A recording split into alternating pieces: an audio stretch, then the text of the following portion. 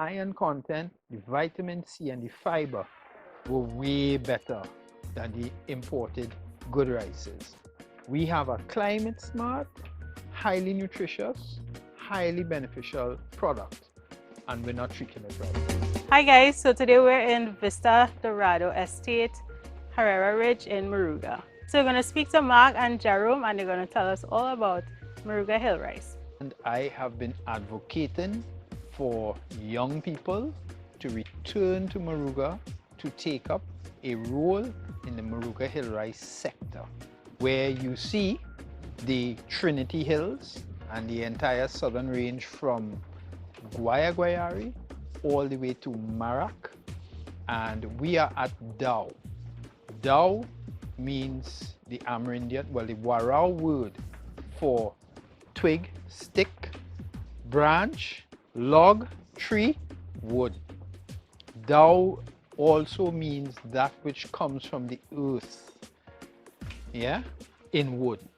So Dao is a very spiritual and symbolistic word for Amerindians because they use it for their canoes, for their houses, for their spears. This is Dao. This is our Dao, where we are showing hill rice in all its multiplicity of uses, in all its forms, and in all its applications.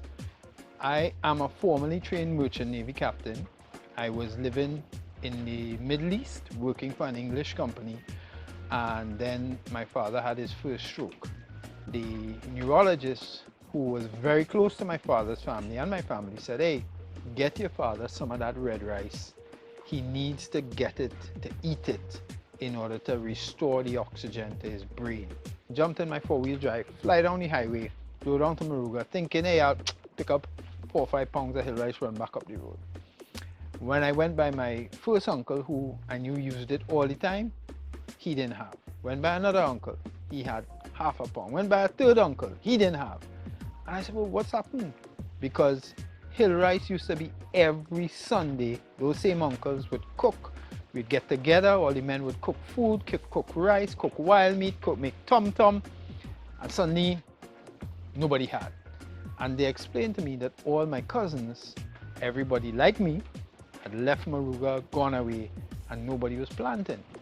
So at the same time, other people from outside of Trinidad became very interested in low water foods.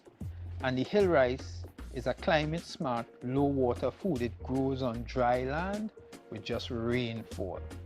And it made me realize, hey, we're sitting on something very, very important. But as in most things, the prophet is never really liked in his own hometown. People did not think it was important. They didn't see the value of what I was saying. However, in 2014, I started doing training at Export TT, and that opened my eyes. That really widened my mind to the depth and the breadth of what we had. I funded my own trip to Japan. I was invited, but I paid my own way. And there I saw how they treat with rice. I saw the way, there was a supermarket I went to, Mrs. Robinson. And that supermarket, as big as Massey Westmoreland's, the one by the mall, it was only a rice supermarket. All it had inside there was 250 something varieties of rice. And people were lining up to buy rice. And I was like, oh my God. We putting rice in a little plastic bag and chucking it on the bottom shelf in certain places. We're doing it wrong. We're treating it like a plastic bag. Whereas they are treating the rice with reverence, with attention, with care, because they love rice and they appreciate the different types of rice and what to do with it. And that further made me realize, hey, it's not just the growing of the rice, it is how we present the rice. It is how we help people understand the value. The first complaint everybody has is, boy, I don't know how to cook hill rice, it's hard to cook.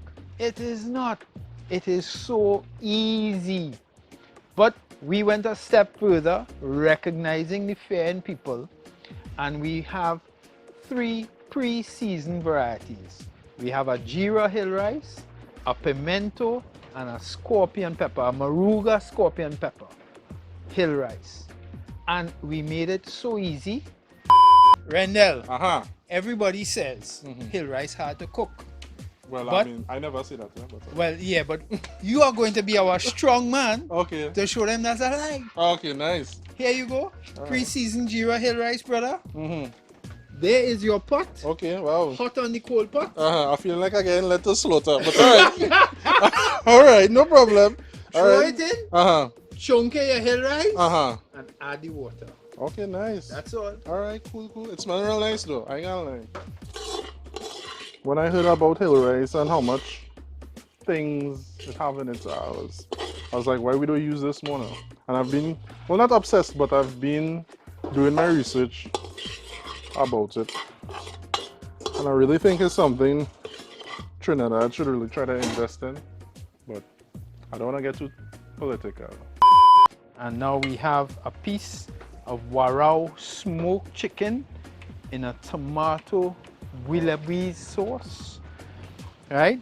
A little saltfish buljol from saltfish made from the Moruga River. And a bit of lovely curry chicken from Chef Woodacres. Enjoy, Miss Melina. I love the pimento flavor. It's not too spicy, and the rice has this like nuttiness to it. It's not like a soft kind of rice. It's not hard either. My name is Jerome Scott. I'm a young entrepreneur, agri-entrepreneur, and a young farmer.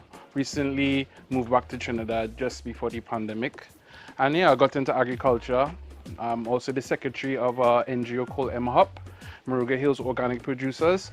And basically we're a cluster farmer. We're trying to create a cluster in Moruga of hill rice farmers that not only produce the rice, but we also work on the value-added products with everyone as well. It could be used in so many different ways in a full circular system. So not only do we grow the rice, but we use the waste. And for the waste, we can make feed for animals, chickens, pigs, sheep, goats. The animals themselves are healthier. We could also use the waste to make additional fertilizer as well. So we could have a liquid fertilizer and a dried version. Mixes for shakes, brownies, all those sort of things. So Jerome was nice enough to make us a sticky toffee pudding with dates. It wants to taste like black cake, which is weird.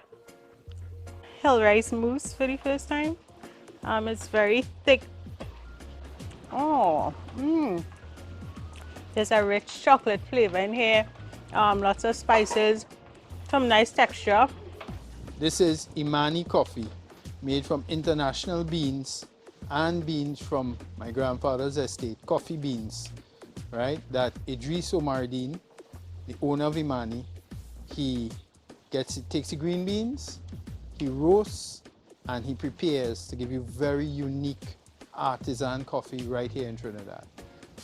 Cooked, warmed it, made it over a charcoal fire. Moruga crystal water is in a sunset bottle, so nobody can say it's not natural. Right, and a touch of cinnamon. Real old-time country coffee. Cheers. Welcome to Moruga and Creole style life. Nobody had ever tested the nutrition profile of Moruga Hill Rice. No university in Trinidad had ever gone and seen how many varieties we have.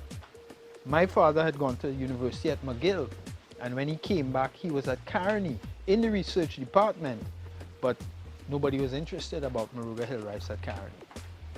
So I took some of his notes, and I did the paid for and did the nutrition analysis, the first one of Moruga Hill Rice Bongo Farina. And the iron content, the vitamin C and the fiber were way better than the imported good rices. And it made me realize we have a climate smart, highly nutritious, highly beneficial product and we're not treating it right. In Trinidad, we are in all the good groceries. Internationally, we are on Carib Shopper, and we are available at www.vistadoradoestates.com. We deliver internationally. Carib Shopper, we cover United States and Canada and Mexico.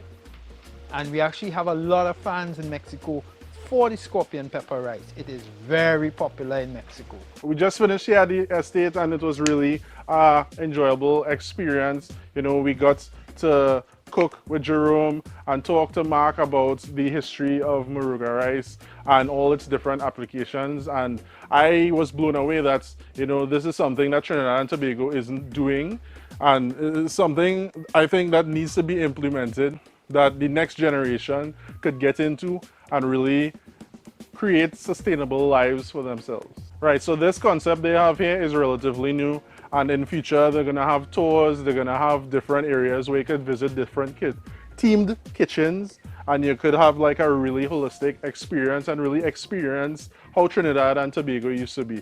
I can't wait for that opportunity, but for now, I have my pack of rice, I'm gonna cook it up, enjoy, and Melina, don't ask me for any, I'm just saying. Right, and thanks again for watching. I say why.